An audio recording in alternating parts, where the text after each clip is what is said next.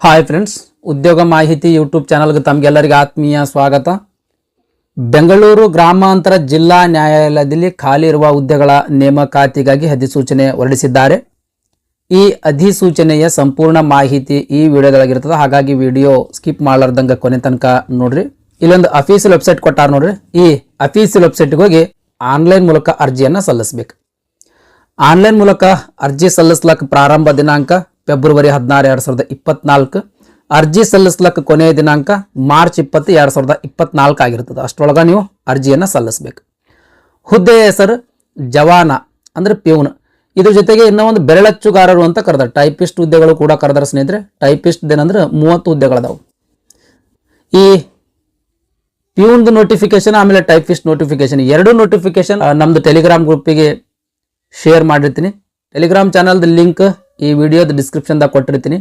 ಇನ್ನೂ ತನಕ ಯಾರು ನಮ್ಮ ಟೆಲಿಗ್ರಾಮ್ ಗ್ರೂಪಿಗೆ ಜಾಯ್ನ್ ಆಗಿಲ್ಲ, ಆ ಲಿಂಕ್ ಮೇಲೆ ಕ್ಲಿಕ್ ಮಾಡೋದ್ರ ಮೂಲಕ ಕೂಡಲೇ ನಮ್ದು ಟೆಲಿಗ್ರಾಮ್ ಚಾನಲ್ ಅನ್ನ ಜಾಯ್ನ್ ಆಗ್ರಿ ಸ್ನೇಹಿತರೆ. ಯಾಕಂದ್ರೆ ನಾವು ರೆಗ್ಯುಲರ್ ಜಾಬ್ ಅಪ್ಡೇಟ್ಸ್ಗಳನ್ನು ಕೊಡ್ತಿರ್ತೀವಿ.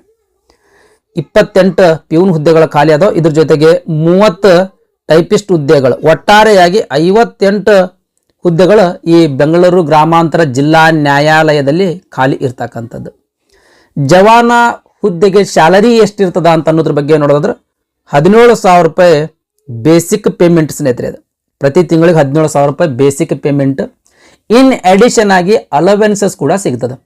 ಅಲವೆನ್ಸಸ್ ಎಲ್ಲ ಸೇರಿದ್ರೆ ಒಂದು 25,000 ರೂಪಾಯಿ ತನಕ ನಿಮ್ಮ ಕೈಗೆ ಪೇಮೆಂಟ್ ಪ್ರತಿ ತಿಂಗಳಿಗೆ ಬರ್ತದೆ.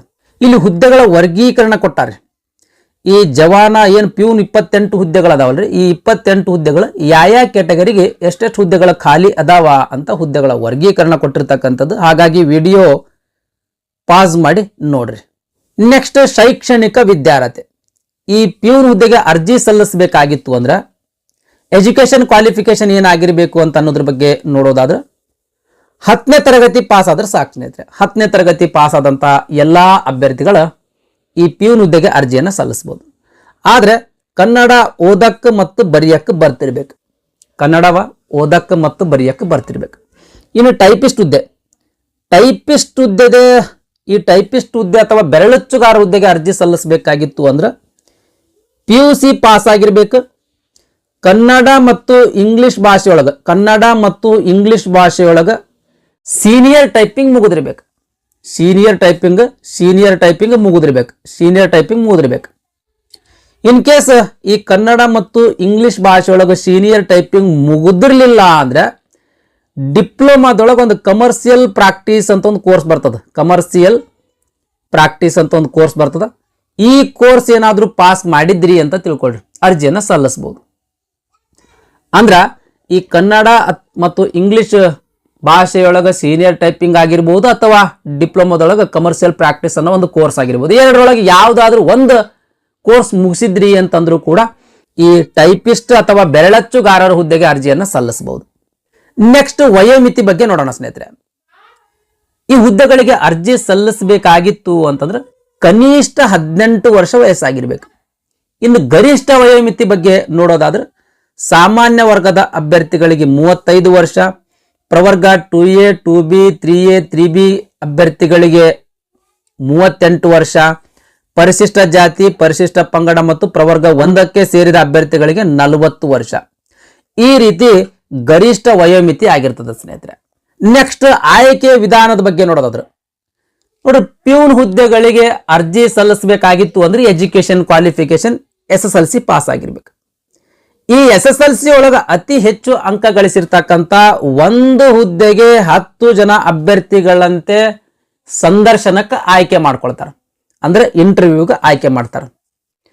ಇಂಟರ್ವ್ಯೂ 10 ಅಂಕದ ಇಂಟರ್ವ್ಯೂ ಇರ್ತದ. 10 ಅಂಕದ ಇಂಟರ್ವ್ಯೂ ಇರ್ತದ. ಇಂಟರ್ವ್ಯೂನಲ್ಲಿ ಗಳಿಸಿದ ಅಂಕಗಳ ಆಧಾರದ ಮೇಲೆ ನೇಮಕಾತಿಯನ್ನ ಮಾಡಿಕೊಳ್ಳಲಾಗ್ತದೆ ಸ್ನೇಹಿತರೆ. Next, typist. ಆಕ್ಚುಲಿ ನೋಟಿಫಿಕೇಶನ್ ನೋಡಿಲ್ಲ ಸ್ನೇಹಿತರೆ. ಎಲ್ಲಾ ನೋಟಿಫಿಕೇಶನ್ ಒಳಗೆ ಟೈಪಿಸ್ಟ್ ಯಾವ ರೀತಿ ಅಂತಂದ್ರೆ ಉಕ್ತ ಲೇಖನ ಅಂತ ಬರ್ತದೆ ಸ್ನೇಹಿತರೆ. ಉಕ್ತ ಲೇಖನ ಅಂತ ಬರ್ತದೆ ಅಂದ್ರೆ ಮೌಖಿಕವಾಗಿ ಹೇಳ್ತಾ ಹೋಗ್ತಾರೆ, ಅದನ್ನ ನಾವು ಟೈಪಿಂಗ್ ಮಾಡಿ ಕೊಡ್ಬೇಕು. ಈ ರೀತಿ ಒಂದು ಪ್ರಾಕ್ಟಿಕಲ್ ಎಕ್ಸಾಮ್ ಇರ್ತದೆ. ಈ ಪ್ರಾಕ್ಟಿಕಲ್ ಎಕ್ಸಾಮ್ ಜೊತೆಗೆ ಸಂದರ್ಶನ ಇಂಟರ್ವ್ಯೂ ಕೂಡ ತಗೋತಾರೆ. ಈ ಪ್ರಾಕ್ಟಿಕಲ್ ಎಕ್ಸಾಮ್ ಮತ್ತು ಸಂದರ್ಶನ ಅಂಕಗಳ ಆಧಾರದ ಮೇಲೆ ನಿಮ್ಮನ್ನ ನೇಮಕಾತಿ ಮಾಡಿಕೊಳ್ಳಲಾಗ್ತದೆ ಸ್ನೇಹಿತರೆ. ಇದು ಟೈಪಿಸ್ಟ್ ಹುದ್ದೆಗಳ ನೇಮಕಾತಿ ವಿಧಾನ. ನೆಕ್ಸ್ಟ್ ಅರ್ಜಿ ಶುಲ್ಕದ ಬಗ್ಗೆ ನೋಡೋದಾದ್ರೆ ಜನರಲ್ ಕ್ಯಾಟಗರಿಯ ಅಭ್ಯರ್ಥಿಗಳಿಗೆ 200 ರೂಪಾಯಿ ಅರ್ಜಿ ಶುಲ್ಕ ಇರ್ತದೆ. ಕ್ಯಾಟಗರಿ 2A 2B 3A 3Bಗೆ ಸೇರಿದ ಅಭ್ಯರ್ಥಿಗಳಿಗೆ 100 ರೂಪಾಯಿ ಅರ್ಜಿ ಶುಲ್ಕ ಇರ್ತದೆ. SC ST ಕ್ಯಾಟಗರಿ 1 ಆಮೇಲೆ ಅಂಗವಿಕಲ ಅಭ್ಯರ್ಥಿಗಳಿಗೆ ಯಾವುದೇ ರೀತಿಯ ಅರ್ಜಿ ಶುಲ್ಕ ಇರಂಗಿಲ್ಲ. ಅರ್ಜಿ ಸಲ್ಲಿಸುವುದಕ್ಕಿಂತ ಮುಂಚೆ ಕೆಲವು ಡಾಕ್ಯುಮೆಂಟ್ಸ್ಗಳನ್ನು ನೀವು ರೆಡಿ ಮಾಡ್ಕೊಳ್ಬೇಕು ಸ್ನೇಹಿತರೆ. ಇಂಟರ್ವ್ಯೂ ಹೋಗ್ಬೇಕಾದ್ರೆ ಆ ಡಾಕ್ಯುಮೆಂಟ್ಸ್ಗಳನ್ನು ವೆರಿಫೈ ಮಾಡ್ತಾರೆ. ಮೊದಲನೇದಂದ್ರೆ ಆನ್ಲೈನ್ದಾಗ ಏನು ಅರ್ಜಿ ಸಲ್ಲಿಸಿರಲ್ಲ ಅದರದ್ದು ಪ್ರಿಂಟ್ಔಟ್, ಅಪ್ಲಿಕೇಶನ್ ಏನು ಫೀ ತುಂಬಿರ್ತಿರಲ್ಲ ಅದರ ಅಪ್ಲಿಕೇಶನ್ ಫೀದ ರಿಸಿಟ್, ಆಮೇಲೆ ನಿಮ್ದು caste certificate, SSLC marks card, ಏನು ಜವಾನ್ ಹುದ್ದೆಗೆ ಅರ್ಜಿ ಸಲ್ಲಿಸಿದ್ರು ಅಥವಾ ಟೈಪಿಸ್ಟ್ ಹುದ್ದೆಗೆ ಅರ್ಜಿ ಸಲ್ಲಿಸಿರೋ ಅದಕ್ಕೆ ಸಂಬಂಧಿಸಿದಂಥ ಎಜುಕೇಶನ್ ಕ್ವಾಲಿಫಿಕೇಶನ್ ಎಲ್ಲ ಮಾರ್ಕ್ಸ್ ಕಾರ್ಡ್ಸ್ಗಳು, ಆಮೇಲೆ ನಿಮ್ದು ಅಡ್ರೆಸ್ ಪ್ರೂಫಿಗೋಸ್ಕರ ಯಾವುದಾದ್ರೂ ಒಂದು ID, ಅದರ ಜೊತೆಗೆ 6 ತಿಂಗಳ ಮುಂಚಿತವಾಗಿ ಇಬ್ಬರು ಗೌರವಾನ್ವಿತ ವ್ಯಕ್ತಿಗಳಿಂದ ಪಡೆದ ನಡತೆ ಪ್ರಮಾಣ ಪತ್ರಗಳು, ಕ್ಯಾರೆಕ್ಟರ್ ಸರ್ಟಿಫಿಕೇಟ್ ತಗೊಳ್ಬೇಕು.